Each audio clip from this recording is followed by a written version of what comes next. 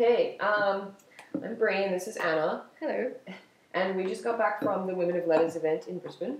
And it was amazing and we wanted to quickly talk about it because it was fantastic. Lots of different women spoke and one of the main things that I responded to was when Gail Sorronda was there and she spoke. And she was the only one who, fashion-related, fashionista, sort of. And she was also the only one who read out a letter that was, like, not very personal. Like, it didn't tell an anecdote about her life. Mm-hmm. She instead sort of talked about her spirituality. Yeah. And, like, the theme of all the letters was a letter to the fork in the road. Yeah. And so she, like, most people were like, oh, you know, death of a family member or something really significant that was like a fork in the road of their life. And Gail Sorronda talked about a fork in the road between like consciousness and subconsciousness and like told all these crazy explanations of like dreamscapes and stuff. And when I first listened to it, I was like, oh, great, like it's, you know, not personal or meaningful. Yeah. And then you said that actually it's like way more brave to talk about her spirituality. And Absolutely. I was like, yes, I totally agree. Yeah. That I would tell a family personal anecdote way before I spoke about my spirituality. Yeah. So that was amazing. And the other thing was, like, she mentioned in her her reading a couple of times that she felt like someone was watching over her, like her guardian alien. And I know that that is the name of one of her recent collections, but Anna didn't. No. And I think a lot of people in the crowd wouldn't have. No. And so they would have really, I mean, hearing her say guardian alien made me realise like just how much thought had really gone into what she was doing, and also how much thought goes into her fashion collections. And like that what she the clothes she makes is like an entirely spiritual process. It's her telling a story by like making like her each collection. It's not just her saying what looks good or like inspired by like a set of colours or like a textile or something. Like it tells a story about like in a response to something that goes on in her brain. Yeah. So then I realised like what else did she say that I didn't quite pick up on and so like underestimated what she said. And the reason that really resonated with me and like sort of frustrated me is because when I get dressed up and people think I'm a fashionista, they don't listen to what's coming out of my mouth. And so I was like, felt almost nervous for her that other people in that room would have underestimated the validity of what she was saying. Because she looked amazing and was like wearing her own collection in this crazy, amazing headpiece. And she was very obviously from the fashion world, whereas none of the other women were. And she also told a story that was really different from all of the other women. So, I think she would have, like, I'm sad that I feel like she might have lost a few people.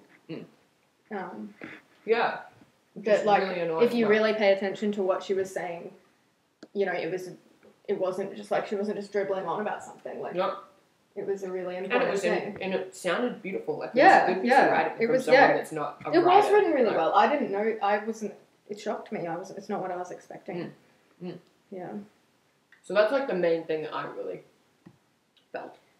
Okay. Yeah, I think, like, what I got from the event is probably a bit more of a personal thing, but one of the people started talking about the death of their father, and which kind of hit home for me because my dad's been sick for a while now, and then I was sort of like holding it together because I'm not really much of a crier, but like I definitely was like feeling a lot, and then someone else started talking about the death of their father, also tied in with like someone in their family committing suicide, which is also something that I've dealt with, and like the feeling that you get when you receive that phone call, like just like telling you that and getting that like without like being told in person, like, and just anyway.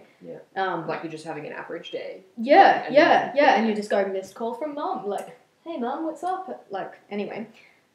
So I was like blubbering like a baby, like absolutely sobbing. Also, public service announcement. This is the third Women of Letters event I've been to, and every time I forget that you cry. Like, you will cry. So don't wear eye makeup. No. And don't wear like dark green lipstick because it's just going to stain and go everywhere. But lucky you can't really tell. I think it's fabulous.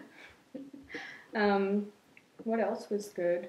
Everyone, I mean, it was a great event, but I think at the end they were sort of talking about, like, then they sort of went around and talked, like, about an anecdote, about a letter that they've written, and everyone was sort of talking about, like, the sort of, like, tactile, personal touch that goes into writing a letter, that it's, like, someone's actually touched that and sent it to you rather than, like, an email. And Megan Washington was, like, I think, did she say the person she's in love with, like, her current partner or whatever, is in Germany? Yeah. And she loves receiving letters from him because she imagines that there are, like, little transfers of his skin cells and sweat, like, on the paper. Yeah. Yeah, definitely. And then Alex, like, the comedian, she was talking about, she sort of, like, joined in the conversation and was talking about how, like, with a letter, you're sort of really focused on what you're doing and what you're writing, but when you're, like, writing an email, that's going to be, like, in a web browser, and you might have, like, 4 other tabs and one of them's Domino's. Yeah. That was so funny. Yeah. She was hilarious. But, yeah, it was a really moving event, and... Oh, the other one. Yeah, Jackie, who is an Indigenous, like, academic and writer and, all-rounder. All-rounder. She's, like, involved in the political sphere and stuff, too. Yeah. She talked about something, like, she was saying how, like, her teachers in the 60s, like, basically, like, one of them said that, like, she couldn't go to university because she was black. And it was, as a white woman, I think about all the time the choices that I make that affect what I do. Yeah. But for her, at that point in time, being black, like, obviously it was not a choice. Yeah. And her, like, skin colour, like, as a physical representation, obviously, of her race affected what she was told she could or couldn't do. Yeah, so it's that was really interesting. I had not... Yeah, it's not something that you think about as a white person. You don't, like... Yeah. You don't ever... I never think about my skin colour. Like, it is what it is. And it definitely doesn't really hinge any decisions that I have to make, which is lucky, I suppose. But, like, back in the 60s, like, it was a much different story than it is now. Like, and so the fact that she... that was going on at that time.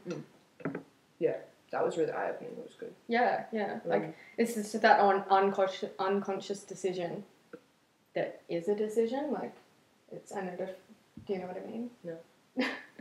I think maybe I'm saying it wrong, but, like... Okay. Anyway. Oh, the other thing, too, was that neither Anna or I realised that the zoo is, like, owned and run by a woman, and she was one of the ones that, like, read, a letter and was part of the event, and that was, like, really cool. Like, she seems like a kick-ass lady. Yeah, I didn't know that, and that's embarrassing. As someone that proclaims to love and rep Brisbane. And, like, Anyway. Yeah.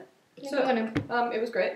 Go to the next one they have. They're all the time. The last one I went to is in New York City, and it was hosted. And it was hosted by Sofia Stevanovic, who we've previously interviewed. Yeah. So there are lots of them all around the world, and they're really great. Amazing. Yeah. Well, I'm going to enjoy my meal now. What about you? Trangs.